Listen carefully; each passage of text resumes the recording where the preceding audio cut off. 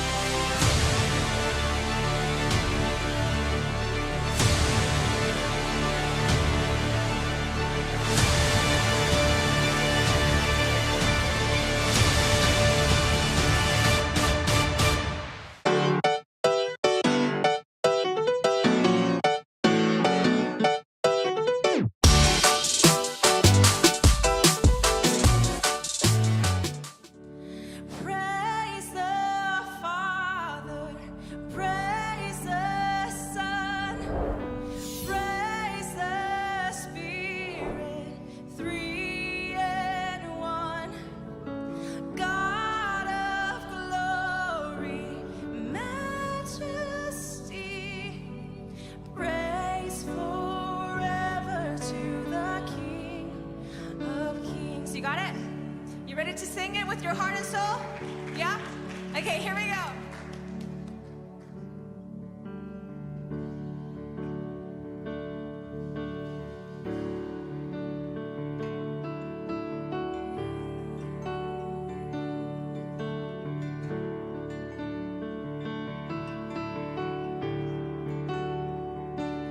In the darkness, we were waiting without hope, without life, till from heaven you came running.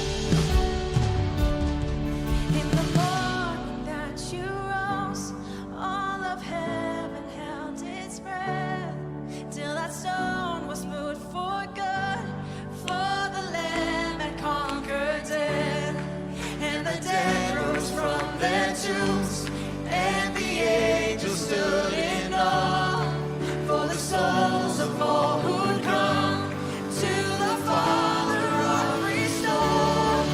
And the Church of Christ was born, and the Spirit lit the flame. Now that this gospel truth of all shall not kneel, shall not fade. By His blood and in His name, in His freedom I am free. For the love of Jesus Christ, who has resurrected me. Come on and praise Him. Praise the Father, praise the Son, praise the Spirit, three in one. God of glory, majesty, praise forever to the King of Kings. Praise the Father, praise the Son, praise the Spirit, three in one. God of glory, majesty, praise forever to the King of Kings. Oh, praise forever to the King of Kings. Oh, praise forever to the King of Kings. Oh, praise forever to the King of Kings. Oh, we praise Him. Oh, we praise Your name. Oh, we praise Your name. Oh, we praise Your name. Oh, we praise Your name. Oh, praise forever to the King of Kings. Oh, praise Him, praise forever to the King of Kings.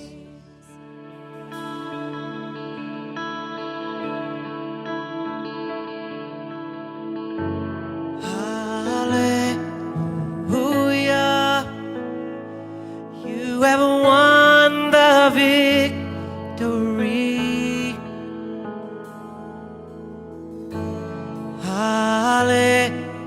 Hallelujah, you have won it all for me.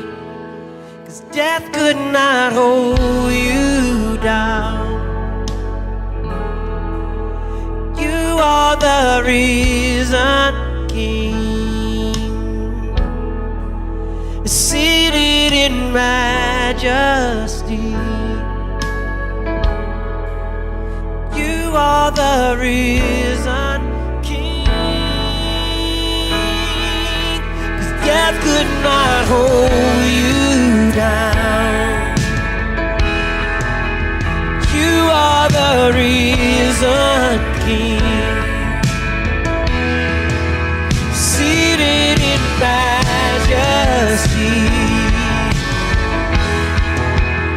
You are the risen King.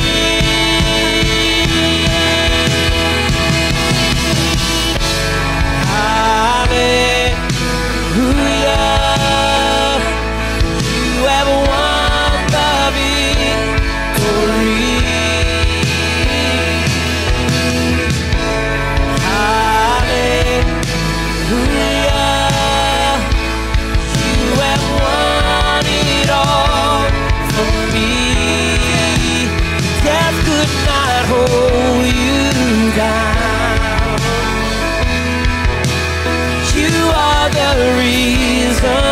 King,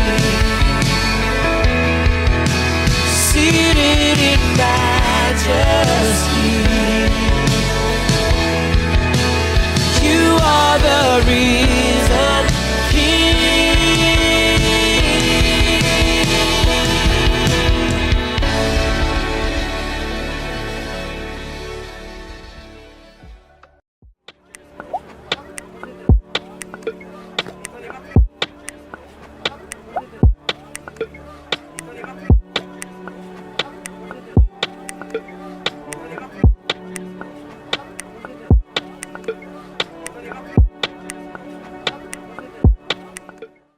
Together, we are creating a new future for the Valley because of your generosity.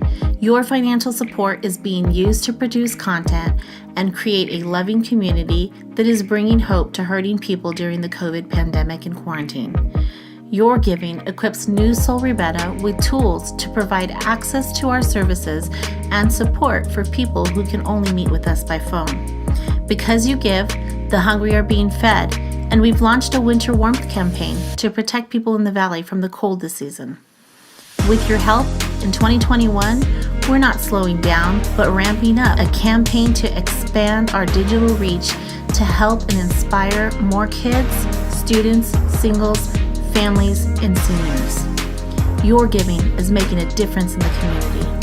1 Timothy 6:17 through 19 says, "Don't be full of yourselves and obsessed with money, which is here today and gone tomorrow. Go after God, who piles on all the riches we could ever manage. Do good. Be rich in helping others. Be extravagantly generous. If you do that, you'll build a treasury that will last, gaining life that is truly life." We have quick and easy ways for you to give. Online, newsoulribera.com. By text BLESS to 94000. By app, download the Tithely app.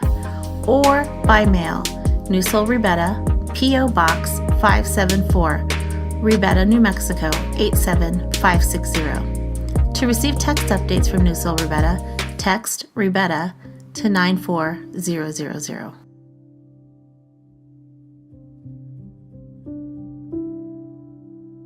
Hi, Newsoul Ribera. Happy Easter. If you're joining with us for the first time, I'm so glad that you're joining with us today. My name is Steve, and I'm the lead pastor here at Newsoul Ribera, and I just want to welcome you. I'm so glad you're joining us. Regardless of your faith background or where you're at in your life right now, you're welcome, and I'm so glad you're with us today, connecting with us. I bet you can guess what I'm going to talk about. The resurrection of Jesus from the dead. That's what Christians all over the world are talking about this weekend. It's a really big deal. It's our Super Bowl. And it's a really big deal because the story of Jesus isn't worth telling if he's dead. If Jesus is dead, then you don't ever hear about Jesus. There is no church. There's no me. There's no Methodists or Presbyterians or Baptists or evangelicals. There's no Christians of any kind, of any brand. There's no Jesus. You wouldn't have heard of him. He was a carpenter from Palestine, born 2,000 years ago. He didn't own lands. He didn't win any great victories. He wasn't the governor of anything. This is it. Today, Easter. This is everything. If Jesus doesn't resurrect from the dead, we're not having this conversation. So who is Jesus? That's a question I think everyone should ask themselves. It's one of the most important questions I think you could ever ask yourself in life is, who is Jesus? You see, if you're new to Newsoul Ribera, we don't believe that Jesus is the Son of God. We don't believe in him because the Bible tells us so. In fact, if Jesus isn't raised from the dead, there is no Bible. There's no reason for a Bible. When I was a kid, for Easter, I was very immature and very dumb, obviously. And I used to think that Easter meant like, yes, we win. Like against all the other religions of the world, the Hindus and Muslims and Buddhists, like we win. Our guy rose from the dead, yours did. And it's kind of like we won, like it was a game or something. I'm grateful that I've matured in many ways. But especially in this way, I realize that Jesus' resurrection from the dead isn't like winning a game. It's so much bigger than that, so much more significant than that. We believe in Jesus and that he rose from the dead because Matthew told us so.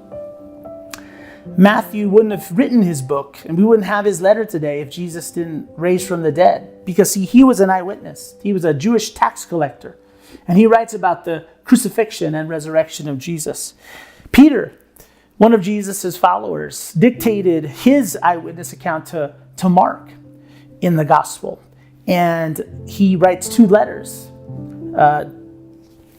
that also prove that he believed that Jesus rose from the dead, that he saw him, that he talked with him, that he met him after he had come out of the tomb and out of the grave.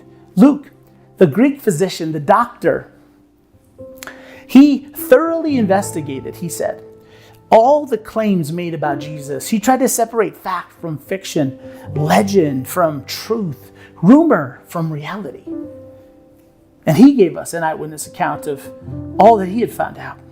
James, Jesus' brother, what would it take for you to believe that your brother was your Lord and your God? Well, that's what James said about his brother, that he was his Lord and that he was his God.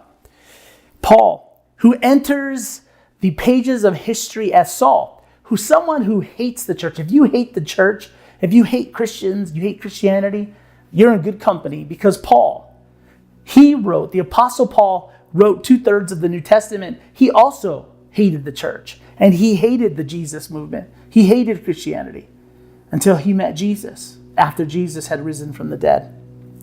And John, whose words we're going to dig into, and what I want you to do for the next few minutes, I want you to take off your church hat. I know it's Easter and you have, you're used to this may be the day, one day you connect with church, but I want you to take off your religious hat for a moment, your superstitious hat for a minute, your church hat for a minute, and I want you to think just as a human, as we dig into the words of John. John, his account that we're going to dig into, he wrote it down. He was an old man, probably in his 80s or 90s, and he's looking back on his life and his moments with Jesus. And he shares his account with us. And in this account, he tells us about his moments after Jesus rose from the dead. And we're going to dig into that together. You see, nobody, including Jesus' closest friends and his closest followers, nobody expected nobody. There was no one at the tomb that day on Sunday morning, on an Easter morning, saying 10, 9, 8, cue the sun, 7, 6, get the stone ready, 5, 4. Nobody was doing that because they didn't expect there to be they didn't expect no body in the tomb. In fact, none of Jesus' followers expected a crucifixion at all. Their version of a Messiah was somebody who was going to change things politically, who's going to change things economically, who's going to create justice in the world, who's going to change the physical circumstances of their lives. See, the problem with Jesus wasn't what he taught, and it wasn't what he did. The problem that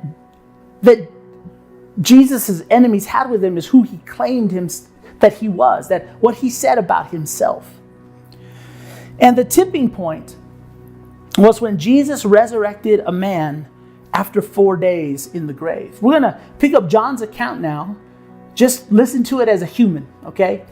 He's just telling us what he saw. And this tipping point was, like sometimes you hear of moments, maybe you experienced it, where there might have been somebody who collapses and they're no longer breathing. And maybe a child falls into the water, and maybe through CPR and mouth-to-mouth resuscitation, you're able to bring them back, but they still had brain activity and all of that. Well, Jesus resurrected a man who had been in the grave for 4 days. In the grave. They had wrapped his body in linen. He was already embalmed. His sister says he probably already stinks. His body was starting to decompose. And Jesus went to the gravesite and spoke his name and called him out, and he came back to life. And when Jesus' enemies found out about this, they decided this man has to die. You see, Jesus' enemies were the chief priests. They were the Jewish rulers. They were the temple priests. They spoke the Mosaic law, the law of Moses, to the people. And they hated Jesus because he was a threat to them because, see, the Roman Empire was occupying Israel. But for these Jewish priests, these rulers of Israel, the Romans let them rule as long as they could keep the people under control, as long as the people didn't become a problem to Rome. So these Jewish priests were wealthy and they were powerful and they had authority. And they liked those things very much. And if Jesus started to gather a following around him and the Romans thought that he was a threat, they would remove these priests from their position, their power, and their wealth. When this happened, when the resurrection of Lazarus happened, the news, as you can imagine, spread throughout the surrounding towns and villages. Like, this is the Messiah. We have been waiting. This is the guy his prophecy of him coming has been foretold. He's the chosen one. He's the one who's going to overthrow the Roman Empire. He's going to be the king. He's going to restore Israel to its rightful place in the world. And it wasn't that too few people believed in Jesus, it was that too many believed in Jesus. The conspiracy and the plot to kill Jesus was on. And in the next few moments and days afterwards, the Passover was about to begin. Now, the Passover for the Jews was like Thanksgiving or the 4th of July or Christmas for us. And the Passover was where relatives would come in from out of town and they'd gather together and they would feast and they'd enjoy each other's company and they would celebrate. It was a holiday. And it was happening in the biggest city in Jerusalem. Jesus was going to Jerusalem to celebrate the Passover. See, the Passover was the time when God brought the nation of Israel out of Egypt when they were slaves and created a special relationship with him. And the city was packed with people for a long holiday weekend. And as Jesus enters the city, Jesus' enemy's worst nightmare happens. Thousands of people line the streets as he enters the gates of the city. And they are chanting his name and they are praising his name. And they treat him like he's a king or a general coming back from battle. And Jesus' enemies are like, we've got to get rid of this man. We've got to get him away from the crowds. We've got to get him isolated. We've got to arrest him, put him through some type of quick trial, get him to the Romans and let them crucify him. Because we don't want to be responsible for the death of this man, but we've got to get rid of him. And Judas, one of Jesus' followers, the 12, gives Jesus' enemies their opportunity. He decides to trade inside information for money. He goes to them and tells them, I'll tell you where Jesus is going to be and where you can find him away from the crowds. So they paid him for this information. Now, Jesus was enjoying the Passover meal. Judas went back to the 12, rejoined them. And Jesus' followers were thinking, this is it. I feel like momentum is building. Like, we've seen this man do miracles. He's calmed the sea. He's opened blind eyes. He's healed people who were lepers. He's healed people who were lame forever.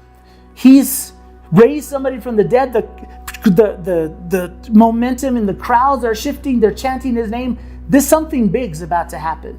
And they felt like they were on the ground floor of something brand new.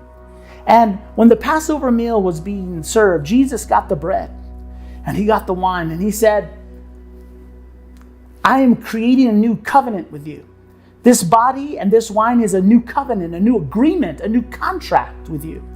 Now, Jewish people at that time, people in Israel, they knew all about covenants because that was what their relationship with God was created from. It was a contract, an agreement that they would be the chosen people of God and God would be their God. And if they met a certain amount of requirements, God would bless them and watch over them and keep them. And Jesus was saying, I am replacing that old agreement and I'm making a new agreement, new covenant. And this agreement isn't just for Israel. It's for the entire world. is for all of humanity.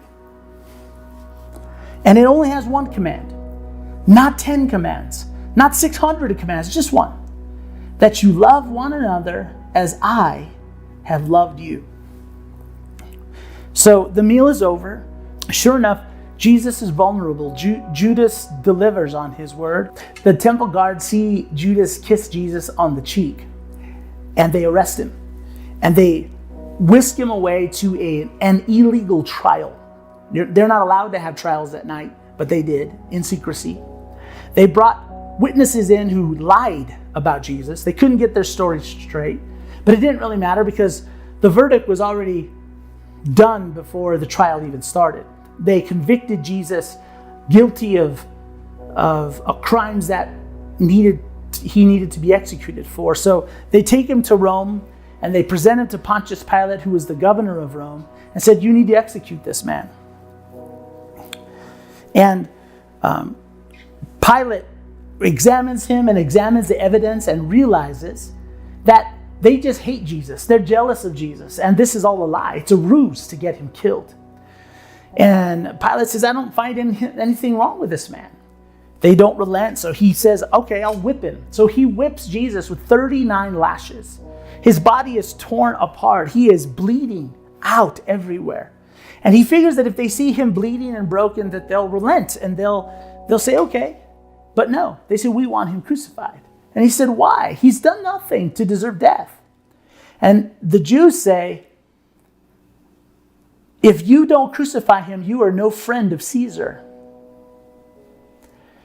And then Pilate says, "Do you want me to crucify your king?" And the chief rulers of Israel, the priests, said, "We have no king but Caesar." So Pilate washes his hands and says, I'm innocent of this guy's blood. His blood is on your hands. I am innocent of the death.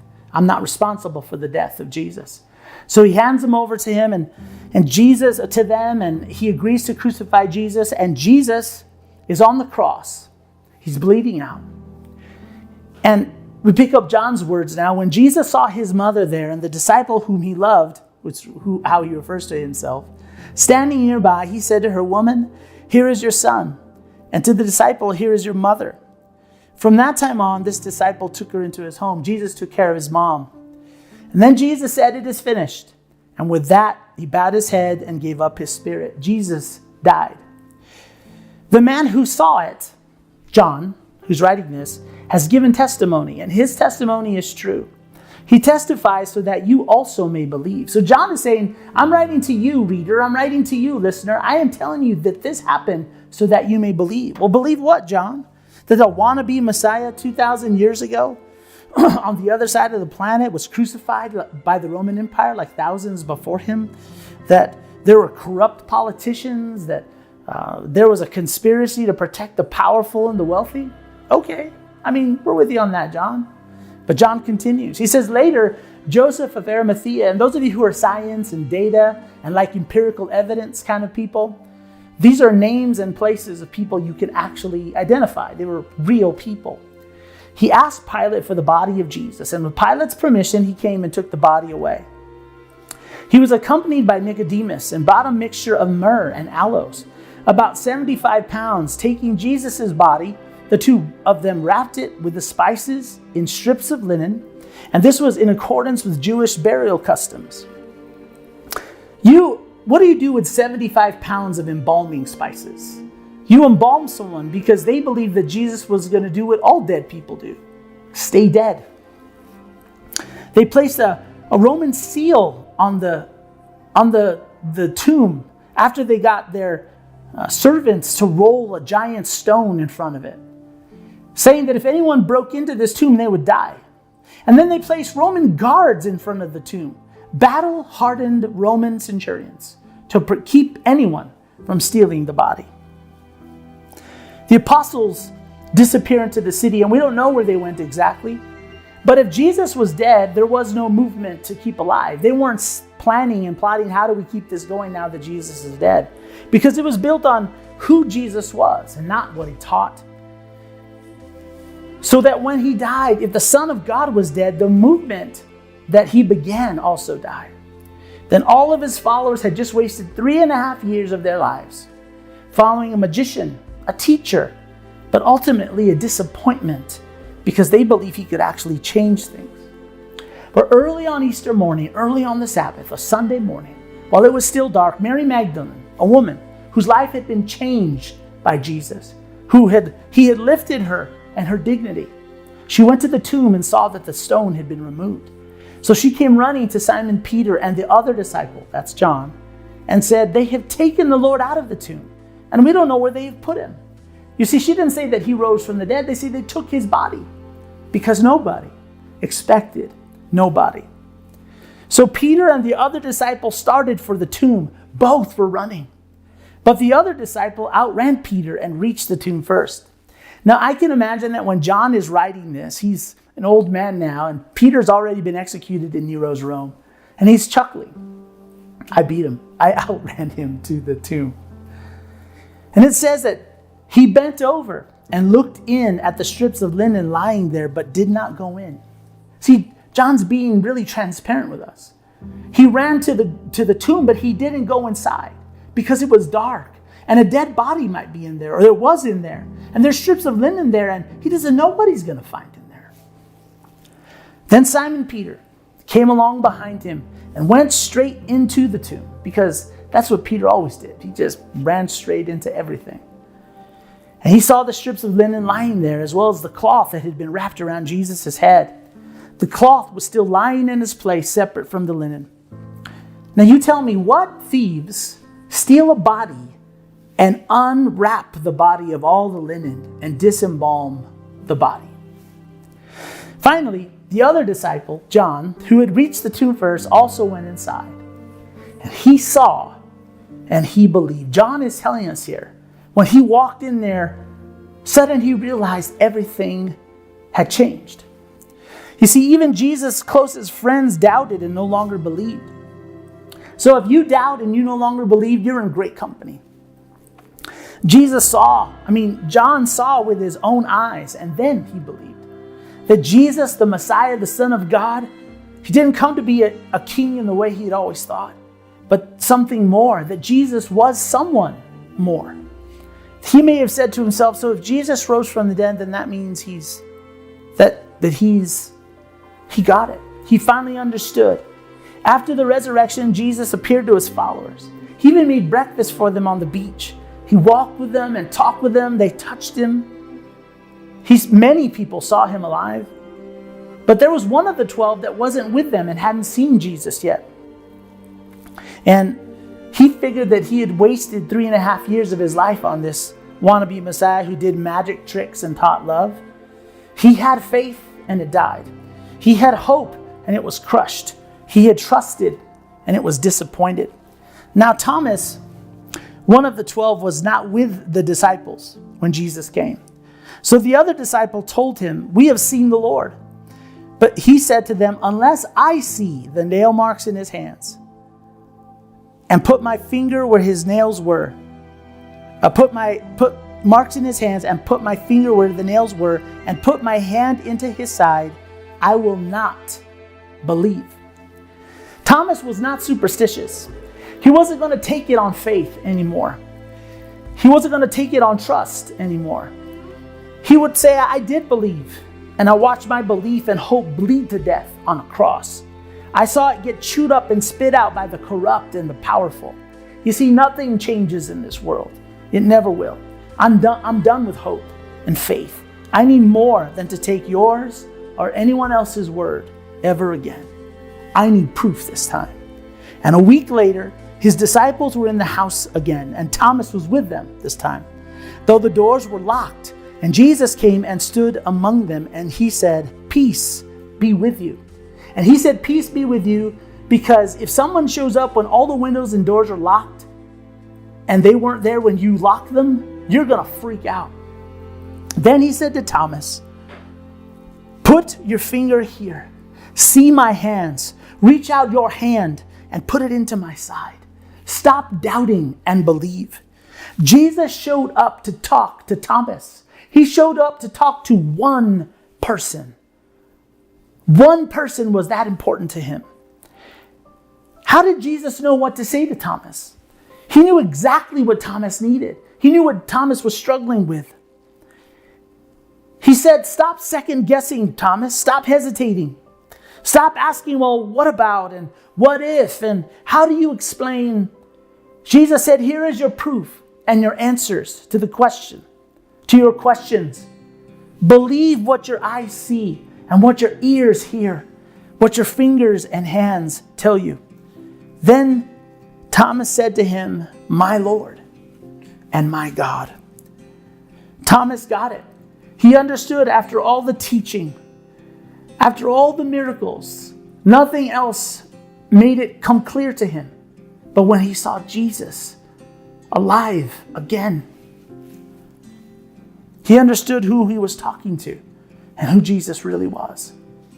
Then Jesus told him, because you have seen me, you have believed. But blessed are those who have not seen and yet have believed. Jesus said, you believe in me because you've seen me.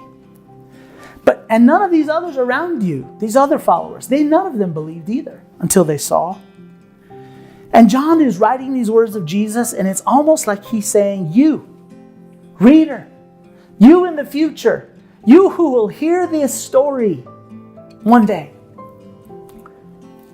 It's like Jesus is saying, wherever you are and whenever you are, blessed are you who believe, even though you haven't seen like these have seen.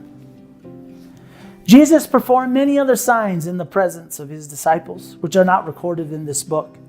But these are written that you may believe that Jesus is the Messiah, the Son of God, and that by believing you may have life in his name. Why should we believe you, John, as you write this? Because the buried body of Jesus came back to life. And it proved that he really was more than a moral teacher and a magician or a religious figure. If John were here today instead of me talking to you and telling you what he saw and what he touched and what he heard, this is what he would say.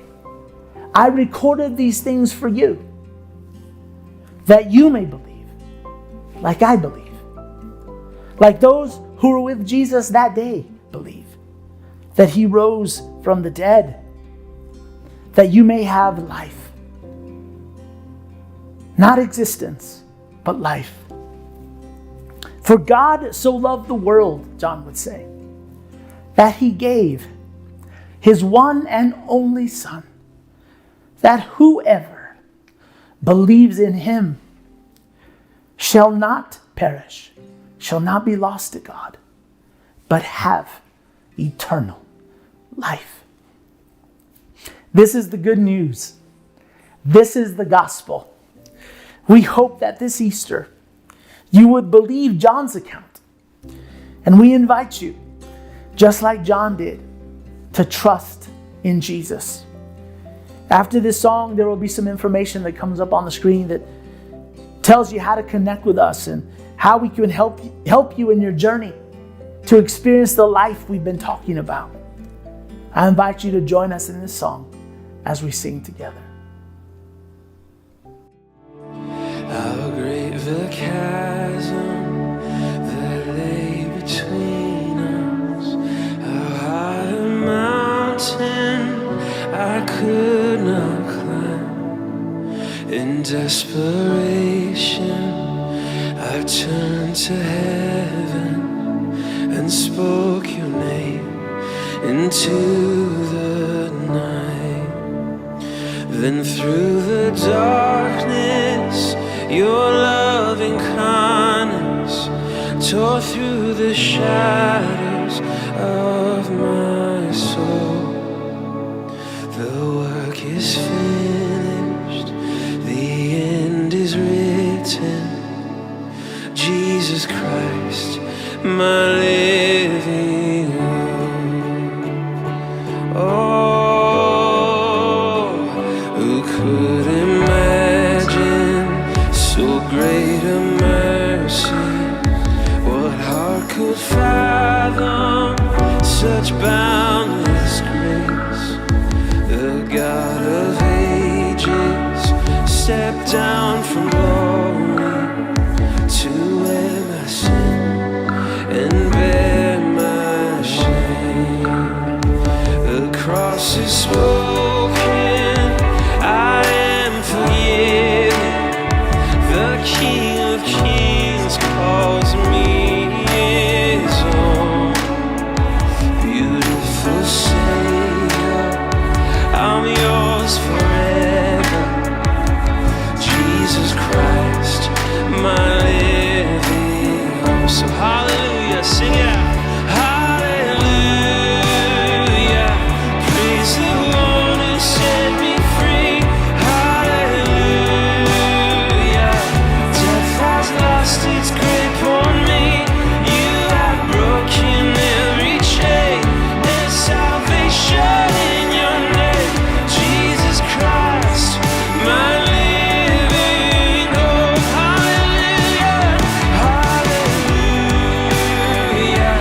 praise the one who set me free. Hallelujah, death has lost its grip on me. You have broken every chain. There's salvation in your name. Jesus Christ, my living hope. What hope we have in Jesus. What a friend we have in Jesus. Thank you. You're not distant. You're not far away from us. You're near, closer than our skin. Jesus, Jesus, oh Jesus, Jesus,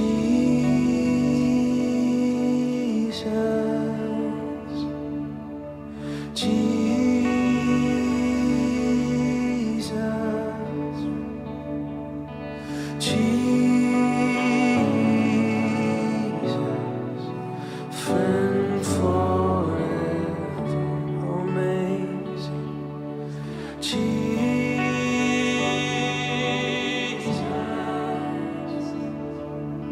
Jesus,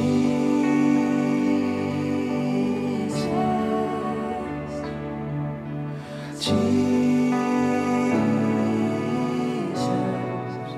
friend forever. Thank you, God. We're singing Jesus,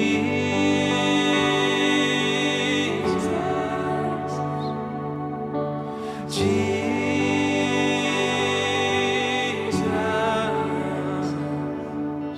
Jesus, friend forever. Then came the morning that sealed the promise. Your buried body began to breathe. Out of the silence, the roaring lion declared the grave has no claim on me. We thank you. Then came the